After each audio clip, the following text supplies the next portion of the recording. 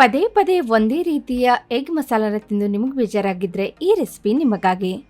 ನಮಸ್ಕಾರ ವೀಕ್ಷಕರೇ, welcome to Ruchita ಸ್ವಯಂ ಪಾಕ. ಇವತ್ತಿನ ಈ ವಿಡಿಯೋದಲ್ಲಿ ಮೈ ವರ್ಜಿನ್ ಆಫ್ ಟೇಬಲ್ ಅಂಡ ಮಸಾಲ ರೆಸಿಪಿನ ನಾನು ನಿಮ್ಮ ಜೊತೆ ಶೇರ್ ಮಾಡ್ತಾ ಇದ್ದೀನಿ. ಯೂನಿಕ್ ಡಿಶ್ ಅಂತಲೇ ಹೇಳ್ಬೋದು ಮತ್ತು ತಿನ್ನಲಿಕ್ಕೂ ಸಹ ತುಂಬಾ ರುಚಿಯಾಗಿರುತ್ತೆ. ಸೊ ಇದಕ್ಕಾಗಿ ನಾನಿಲ್ಲಿ 3 ದೊಡ್ಡ ಗಾತ್ರದ ಈರುಳ್ಳಿನ ಈ ಥರ ಚಿಕ್ಕ ಚಿಕ್ಕದಾಗಿ ಕಟ್ ಮಾಡಿ ಇಟ್ಕೊಂಡಿದ್ದೀನಿ. ನಂತರ 2 ಚೆನ್ನಾಗಿ ಹಣ್ಣಾಗಿರುವ ಟೊಮೆಟೊನ ತೊಗೊಂಡಿದ್ದೀನಿ. ಈ ಥರ ಚಿಕ್ಕ ಚಿಕ್ಕದಾಗಿ ಕಟ್ ಮಾಡಿಕೊಂಡು ನಂತರ 3ರಿಂದ 4 ಹಸಿಮೆಣಸಿನ್ಕಾಯಿಗಳನ್ನು ಈ ಥರ ಕಟ್ ಮಾಡಿ ಇಟ್ಕೊಂಡಿದ್ದೀನಿ. ನಂತರ ಟೇಸ್ಟ್ಗಾಗಿಯೂ ಸಹ ಮತ್ತು ಗಾರ್ನಿಷಿಂಗಾಗಿಯೂ ಸಹ ಒಂದು ಸ್ವಲ್ಪ ಕೊತ್ತಂಬರಿ ಸೊಪ್ಪನ್ನು ತೊಗೊಂಡಿದ್ದೀನಿ. ನಂತರ ಹಸಿ ಶುಂಠಿ, ಬೆಳ್ಳುಳ್ಳಿ ಹಾಗೂ ಒಂದು ಸ್ವಲ್ಪ ಹಸಿಮೆಣಸಿನ್ಕಾಯಿನ ಹಾಕ್ಕೊಂಡು ಪೇಸ್ಟ್ ಮಾಡಿ ತೊಗೊಂಡಿದ್ದೀನಿ.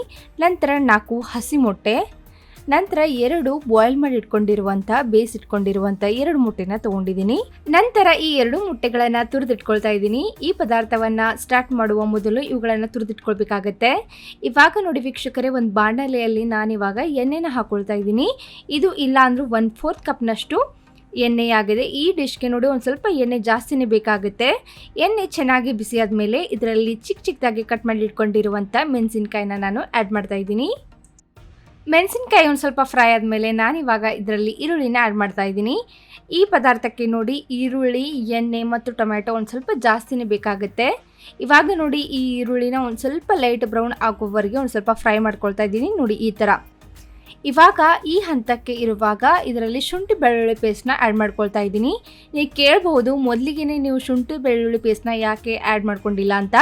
ಎಣ್ಣೆಯಲ್ಲಿ ಡೈರೆಕ್ಟ್ ಹಾಕಿದ ಮೇಲೆ ನೋಡಿ ಬೇಗ ಸೀದೋಗುತ್ತೆ. ಸೊ ಅದಕ್ಕಾಗಿ ಇವಾಗ ಒಂದು ಸ್ವಲ್ಪ ಈರುಳ್ಳಿ ಬೇಯಿಸ್ಕೊಂಡ್ಮೇಲೆ ಇವಾಗ ಶುಂಠಿ ಬೆಳ್ಳುಳ್ಳಿ ಪೇಸ್ಟ್ನ ಹಾಕ್ಕೊಂಡು ಮತ್ತೆ 1-2 ನಿಮಿಷಗಳ ಕಾಲ ಬೇಯಿಸ್ಕೊಳ್ಬೇಕಾಗುತ್ತೆ. 1-2 ನಿಮಿಷಗಳ ಕಾಲ ಬೇಯಿಸ್ಕೊಂಡ್ಮೇಲೆ ಒಂದು ಸ್ವಲ್ಪ ಹಸಿ ವಾಸನೆ ಹೋಗುತ್ತೆ. ಆವಾಗ ಅರ್ಧ ಚಮಚದಷ್ಟು ಬೆಣ್ಣೆನ ನಾನಿಲ್ಲಿ ಆ್ಯಡ್ ಮಾಡ್ಕೊಳ್ತಾ ಇದ್ದೀನಿ.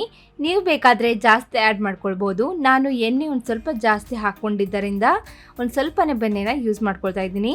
ಇವಾಗ ಬೆಣ್ಣೆ ಹಾಕಿದ ಮೇಲೆ 1-2 ನಿಮಿಷಗಳ ಕಾಲ ಮತ್ತೆ ಇದನ್ನು ಒಂದು ಸ್ವಲ್ಪ ಲೈಟ್ ಬ್ರೌನ್ ಮಾಡ್ಕೊಳ್ಬೇಕಾಗತ್ತೆ. ನೋಡಿ ಇವಾಗ ಈರುಳ್ಳಿ ಒಂದು ಸ್ವಲ್ಪ ಸಾಫ್ಟ್ ಆಗಿದೆ ಅಂತ ಅನ್ನುವಾಗ ಇದರಲ್ಲಿ ನಾನು ಟೊಮ್ಯಾಟೋನ ಆ್ಯಡ್ ಮಾಡ್ಕೊಳ್ತಾ ಇದ್ದೀನಿ. ಚೆನ್ನಾಗಿ ಹಣ್ಣಾಗಿರುವ ಟೊಮ್ಯಾಟೊ ತೊಗೊಂಡ್ರೆ ತುಂಬಾ ಒಳ್ಳೆಯದು. ಏಕೆಂತಂದರೆ ನೋಡಿ ತಿನ್ನಲಿಕ್ಕೂ ಸಹ ತುಂಬಾ ಚೆನ್ನಾಗಿರುತ್ತೆ ಮತ್ತು ಬೇಗ ಸಾಫ್ಟಾಗಿ ಹೋಗುತ್ತೆ. ಸೊ ಅದಕ್ಕಾಗಿ ಹಣ್ಣಾಗಿರುವ ಟೊಮ್ಯಾಟೋನ ತೊಗೊಂಡು ಈ ಥರ ಮತ್ತೆ ಇದನ್ನು ಬೇಯಿಸ್ಕೊಳ್ಬೇಕಾಗತ್ತೆ. 1-2 ನಿಮಿಷಗಳ ಕಾಲ ಇದನ್ನು ಬೇಯಿಸ್ಕೊಂಡ್ಮೇಲೆ ನೋಡಿ ಟೊಮ್ಯಾಟೊಗೆ ಒಂದು ಸ್ವಲ್ಪ ನೀರು ಬಿಡುತ್ತೆ. ಈ ಥರ ಒಂದು ಸ್ವಲ್ಪ ಸಾಫ್ಟ್ ಆಗಿದೆ ಅಂತ ಅನ್ನುವಾಗ ಇದರಲ್ಲಿ ನಾನಿವಾಗ ಒಂದು ಸ್ವಲ್ಪನೇ ಉಪ್ಪನ್ನು ಸೇರಿಸ್ಕೊಳ್ತಾ ಇದ್ದೀನಿ. ಉಪ್ಪನ್ನು ಸೇರಿಸೋದ್ರಿಂದ ನೋಡಿ ಮತ್ತೆ ಬೇಗ ಸಾಫ್ಟ್ ಆಗಲಿಕ್ಕೆ ಮತ್ತು ಬೇಯಲಿಕ್ಕೆ ಸಹಾಯ ಆಗುತ್ತೆ. ಸೊ ಇವಾಗ ಉಪ್ಪನ್ನು ಸೇರಿಸ್ಕೊಂಡು ಮತ್ತೆ 1-2 ನಿಮಿಷಗಳ ಕಾಲ ಇದನ್ನು ಹಬೆಯಲ್ಲಿ ಬೇಯಿಸ್ಕೊಳ್ಬೇಕಾಗುತ್ತೆ. ಇವಾಗ ನೋಡಿ ವೀಕ್ಷಕರೇ, ಇದು ಪೂರ್ತಿಯಾಗಿ ಸಾಫ್ಟ್ ಆಗಿದೆ. ನಿಮಗೆ ನೋಡ್ತಾನೆ ಗೊತ್ತಾಗ್ತಾ ಇರ್ಬೋದು. ಈ ಥರ ಚೆನ್ನಾಗಿ ಸಾಫ್ಟ್ ಆದಮೇಲೆ ನಾನಿವಾಗ ಒಂದೊಂದಾಗಿ ಮಸಾಲೆಗಳನ್ನು ಆ್ಯಡ್ ಮಾಡ್ಕೊಳ್ತಾ ಇದ್ದೀನಿ. ಮೊದಲಿಗೆ ಅರಿಶಿನ, ನಂತರ ಒಂದು ಸ್ವಲ್ಪ ಅಚ್ಚ ಖಾರದ ಪುಡಿ, ನಿಮಗೆ ಖಾರಕ್ಕೆ ತಕ್ಕಂತೆ ನೀವು ಹಾಕ್ಕೊಳ್ಬೋದು. ನಂತರ ಒಂದು ಸ್ವಲ್ಪ ಗರಂ ಮಸಾಲ. ನಾನು ಗರಂ ಮಸಾಲಾನ ಜಾಸ್ತಿ ಯೂಸ್ ಮಾಡ್ತಾ ಇಲ್ಲ, ಬರೀ ಒಂದು ಅರ್ಧ ಚಮಚದಷ್ಟು ಹಾಕ್ಕೊಂಡ್ರೆ ಸಾಕಾಗುತ್ತೆ. ನಂತರ ನೋಡಿ ಈ ಈರುಳ್ಳಿ ಟೊಮ್ಯಾಟೊ ಜೊತೆ ಈ ಮಸಾಲೆಗಳು ಚೆನ್ನಾಗಿ ಹೊಂದ್ಕೊಳ್ಳುವವರೆಗೆ ಈ ಥರ ಮಿಕ್ಸ್ ಮಾಡ್ಕೊಳ್ಬೇಕಾಗತ್ತೆ. ನೋಡಿ ಯಾವುದೇ ರೆಸಿಪಿಯನ್ನು ಮಾಡುವಾಗ ಈರುಳ್ಳಿ ಹಾಗೂ ಟೊಮ್ಯಾಟೊ ಜೊತೆ ಆ ಮಸಾಲೆ ಬೇಯುವುದು ತುಂಬಾ ಇಂಪಾರ್ಟೆಂಟ್ ಆಗಿರುತ್ತೆ. ನಂತರ ನೋಡಿ ಹಬೆಯಲ್ಲಿ 1-2 ನಿಮಿಷಗಳ ಕಾಲ ಚೆನ್ನಾಗಿ ಬೇಯಿಸ್ಕೊಂಡ್ಮೇಲೆ ಇವಾಗ ಇದು ಎಷ್ಟು ಚೆನ್ನಾಗಿ ರೆಡಿಯಾಗಿದೆ ಅಂತ. ಇವಾಗ ಮಸಾಲೆಗಳು ಚೆನ್ನಾಗಿ ಬೆಂದ ಮೇಲೆ ಇದರಲ್ಲಿ ನಾನು ತುರಿದಿಟ್ಕೊಂಡಿರುವಂತಹ ಆ ಮೊಟ್ಟೆಗಳನ್ನು ಸೇರಿಸ್ಕೊಳ್ತಾ ಇದ್ದೀನಿ. ನಿಮಗೆ ಮೊಟ್ಟೆಯನ್ನು ತುರಿಲಿಕ್ಕೆ ಸಾಧ್ಯವಾಗಲಿಲ್ಲ ಅಂದರೆ ನೀವು ಚಿಕ್ಕ ಚಿಕ್ಕದಾಗಿ ಕಟ್ ಮಾಡಿನೂ ಸಹ ಆ್ಯಡ್ ಮಾಡ್ಕೊಳ್ಬೋದು. ಇವಾಗ ನೋಡಿ ಈ ಮಸಾಲೆ ಜೊತೆ ಚೆನ್ನಾಗಿ ಹೊಂದಿಸಿದ ಮೇಲೆ ನಾನಿವಾಗ ಇದರಲ್ಲಿ ಒಂದು ಅರ್ಧ ಕಪ್ನಷ್ಟು ಬಿಸಿನೀರನ್ನು ಆ್ಯಡ್ ಮಾಡ್ಕೊಳ್ತಾ ಇದ್ದೀನಿ.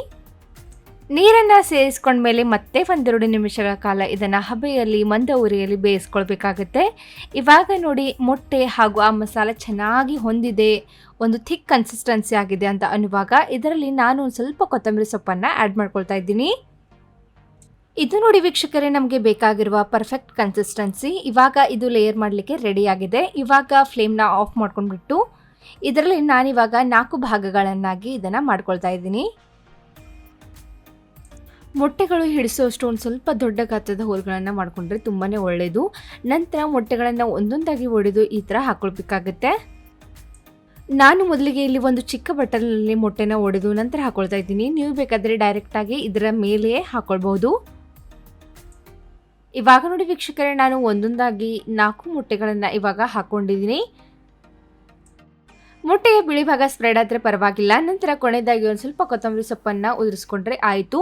ಇವಾಗ ನೋಡಿ, ದಪ್ಪ ತಳದ ಪ್ಯಾನ್ ಇದ್ದರೆ ನೀವು ಡೈರೆಕ್ಟ್ ಫ್ಲೇಮ್ನಲ್ಲಿಯೇ ಇದನ್ನು 9 ರಿಂದ 10 ನಿಮಿಷಗಳ ಕಾಲ ಮಂದ ಉರಿಯಲ್ಲಿ ಬೇಯಿಸ್ಕೊಳ್ಬೋದು. ಪ್ಯಾನ್ನ ತಳ ತೆಳುವಾಗಿದ್ದರೆ ದಯವಿಟ್ಟು ಇದನ್ನು ತವೆ ಮೇಲಿಟ್ಟು ಬೇಯಿಸ್ಕೊಳ್ಳಿ. ನೋಡಿ, ಇವಾಗ 10 ನಿಮಿಷಗಳ ಕಾಲ ನಾನು ಇದನ್ನು ಬೇಯಿಸ್ಕೊಂಡು ರೆಡಿ ಮಾಡಿ ಇಟ್ಕೊಂಡಿದ್ದೀನಿ. ನೋಡ್ತಾ ಇರ್ಬೋದು ವೀಕ್ಷಕರೇ, ಇದು ಮೇಲಿನವರೆಗೂ ಮೊಟ್ಟೆ ಎಷ್ಟು ಚೆನ್ನಾಗಿ ಬೆಂದಿದೆ ಅಂತ. ನೋಡಿ, ಎಷ್ಟು ಅದ್ಭುತವಾಗಿ ಕಾಣ್ತಾ ಇದೆ ಅಲ್ವಾ.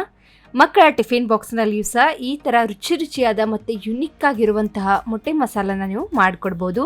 ತುಂಬಾ ಚೆನ್ನಾಗಿರುತ್ತೆ. ದಿನ ಅದೇ ರೀತಿಯ ಎಗ್ ಮಸಾಲ ತಿಂದು ಬೇಜಾರಾಗಿದ್ದರೆ ಈ ಥರ ಮಾಡ್ಕೊಳ್ಬೋದು. ರೊಟ್ಟಿ ಜೊತೆಗಾಗಲಿ, ಚಪಾತಿ ಜೊತೆಗಾಗಲಿ, ಅಥವಾ ಬಿಸಿ ಬಿಸಿ ಅನ್ನದ ಜೊತೆ ಆ್ಯಸ್ ಅ ಸೈಡ್ ಡಿಶ್ ಆಗಿಯೂ ಸಹ ನೀವು ಇದನ್ನು ಮಾಡ್ಕೊಳ್ಬೋದು. ತುಂಬಾ ಚೆನ್ನಾಗಿರುತ್ತೆ.